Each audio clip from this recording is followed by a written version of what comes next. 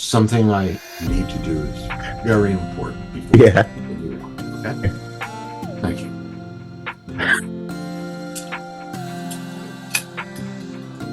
Oh. I don't know that this is true, but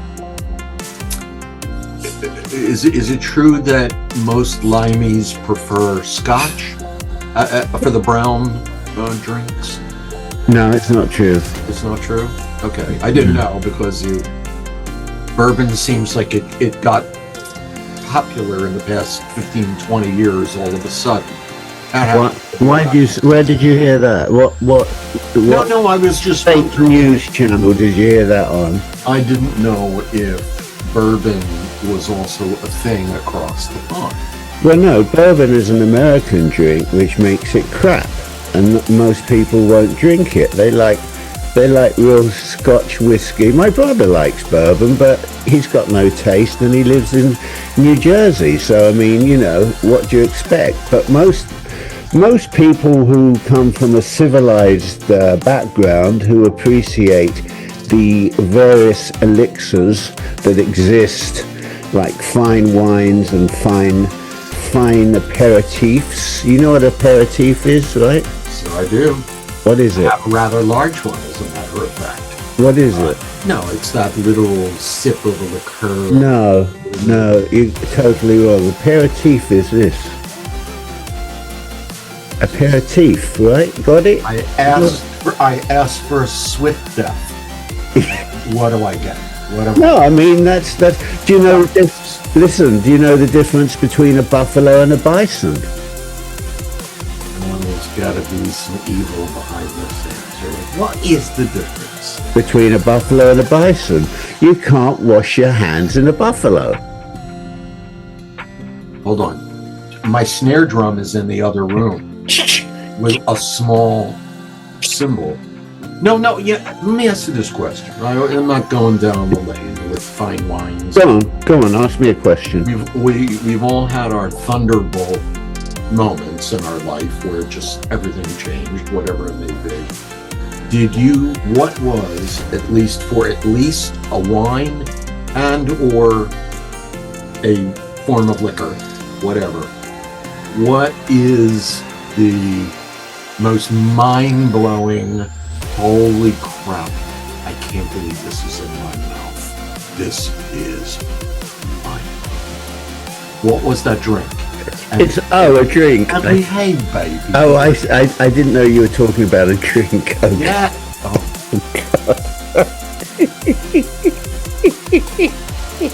You know, I like this Phillip much better than the wah!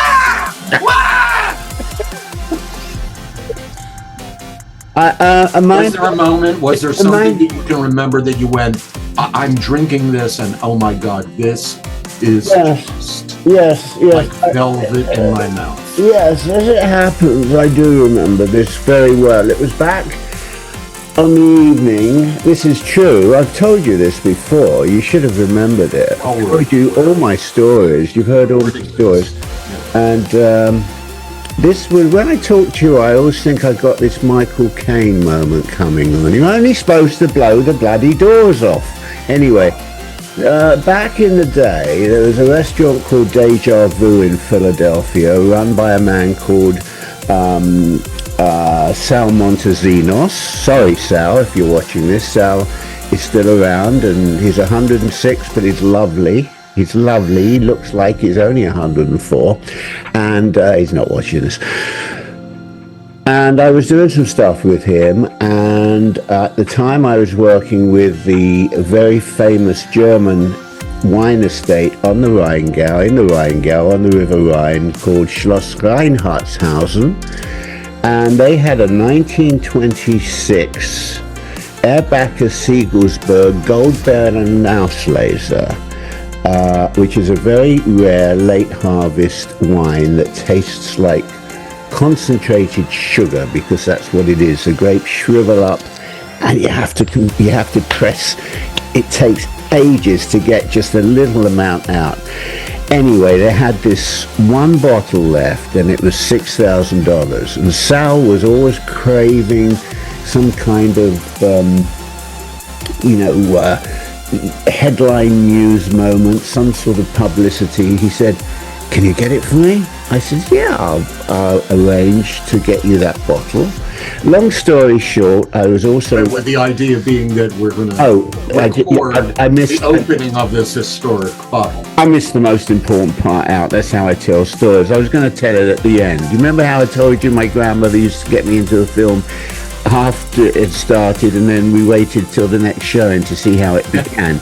So that's how my stories work. I was going to tell you that part later on. I think I know where this is heading, but he didn't say it yet. So let me remind you. It was a charity event. He wanted a charity event for the Children's Hospital in Philadelphia to donate the proceeds. It only seated 30 people.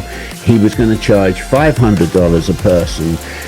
I was also working with British Airways, so and it was owned by Prince Nicholas, my old colleague, Prince Nicholas von Preußen, whose great-great-grandfather was Kaiser Wilhelm, his great-great-grandmother was Queen Victoria, and he was a pal, and is a pal, of Prince Charles. So, wait, if you're a guest at this thing and you paid your way, are you getting the taste? I haven't finished the story yet. Oh, well, excuse fucking me.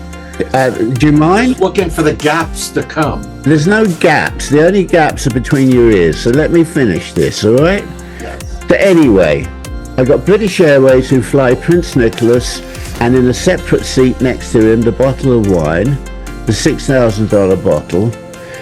Channel 6 covers the whole thing. It's ABC News in Philadelphia. And at the event, I happened to be working with a guy at the time who was very famous in baseball in Philly. If you're from the United States, you know him. If you're from outside the United States, you won't. He was called Lefty. His name was Steve Cotton. So I had Steve Cotton come along, with the head of British Airways in Philadelphia. The bottle, Prince was here, and everyone was in awe. And we opened this 1926 bottle of Schloss Reinhardtshausen, Erbacher, Siegelsberg, Gold Beer and Auslese. It was absolutely amazing. The only thing that wasn't amazing is I said to Steve when he arrived, I hadn't been here long, and I've still been here a long time and I don't get it. I said, I don't know anything about baseball, so I can't talk to you about it. He said, thank goodness for that.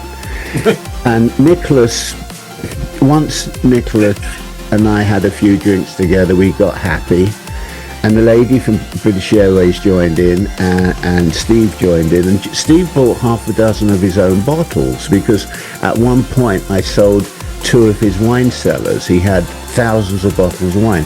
Anyway, we all got smashed drunk there, and Nicholas decided to say to Steve, do you know any of those rugby songs we sing in England? And Steve said, no, I've heard about them. How do they go? And Nicholas said, come on, Phil. And we started singing bawdy rugby songs, and the lady from British Airways, she joined in, and the next thing we're all falling about laughing, and everyone in the room's like, they're all, because they got Prince Nicholas and they got Steve Carlton, and I was very famous at the time, a lady from British Airways and everything, and we're acting like school children. And it was you had to be there to really appreciate it, but we had a great time. Yeah. I don't know why I bothered telling that, but anyway. No, because I asked you if you ever had a religious experience. Oh no, I've never had a religious experience. Never had. Not even, you wouldn't call that wine like a religious experience? It was. I'm not a religious person. I am seriously unreligious, so I wouldn't say it was religious. I would say it was orgasmic. I wish you hadn't said that, because I can't unsee certain things. Never mind. It was an incredibly orgasmic experience. Yeah. One of many that I've had throughout the years. We'll make a list of your I can go through each one of these with you since you asked the question. But I'm waiting. What was your... Fire. What was fire? Now listen, shut up and listen to me. You've known so many celebrities. Pacino, Groucho Marx. Honestly, you've sent me so many photos with all the celebrities. What was for you, and I probably just mentioned it, what for you was the most religious or orgasmic experience, being next to which of your heroes? Did I just mention the one, or is there one bigger? You mentioned one. The other one is beyond belief, but sadly not sadly, it's a wonderful story, meaning John Lennon. But as you know, the story, I ended up taking my picture of him and totally was so in another, I don't know where my brain was, that I was conversing with him and had just taken a picture of him with my Polaroid Bellows, and it wasn't until I was almost home on the Frankfurt L with my reel-to-reel tape recorder and all the stuff that I just kind of went, like all of a sudden someone said, "You do understand where you just were, right?" About 45 minutes ago. And it hit me, the tonnage of it, and then I went, "Oh my God, I didn't hand the camera to anybody. I didn't hand the camera to you." So, well, for as long as I have a memory, will be thoroughly unforgettable. Yeah. And the Pacino story was just as nutty and warm and wonderful. Yes, well, let's say goodnight, Gracie. Let's say, ladies and germs, if you enjoyed what you've just seen, it was entirely because of my ingenuity, and please comment below if you will. And of course, you don't have the finest in taste. No. If you didn't like this, then I'll get a different cohort, even though it's called, what is this called? I'd have to look at the title and figure it out. Anyway, say goodnight, Gracie. Good night, Gracie. Mwah.